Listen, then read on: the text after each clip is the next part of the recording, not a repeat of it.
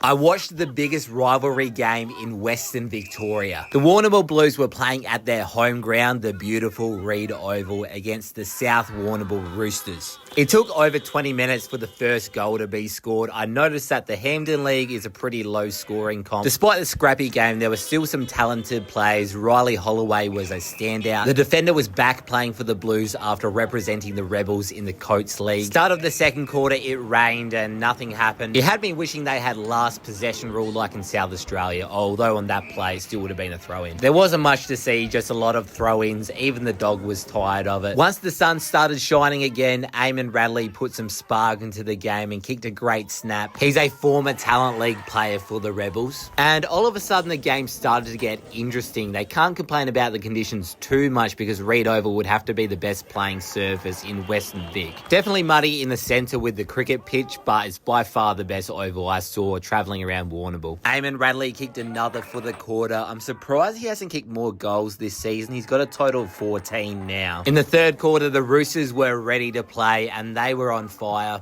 South Warrnambool have won the last 2 premierships in the Hampden League and have dominated this matchup in the past couple of years. The Roosters star Shannon Becks was starting to get involved, as was former AFL player Dan Nicholson. He played 32 games for Melbourne and kicked 2 goals in the third quarter. But in defence, young Riley Holloway was still marking well for the Blues. And the leading goal kicker in the league, Luke Cody, kicked a goal. He'd have to be the smallest key forward I've ever seen. He sits deep and is just way too agile for his opponent. 3 points the difference at three-quarter time. Low scoring, but at least it's close. The Blues locked in and had great composure through number 43. He isn't on the app for some reason. Riley Holloway nearly took a hanger, but it was stolen off him, not like Travis Cloak though. A Warrnambool player was sent into defence and this outraged all the Warrnambool fans behind the glass. Definitely a rivalry game this one, but the Blues were too good. They held South Warrnambool goalless in the final quarter, showing they mean business this year. And we nearly got a baseline clip here. Sam Nicholas runs down the boundary. He goes to Xavier College,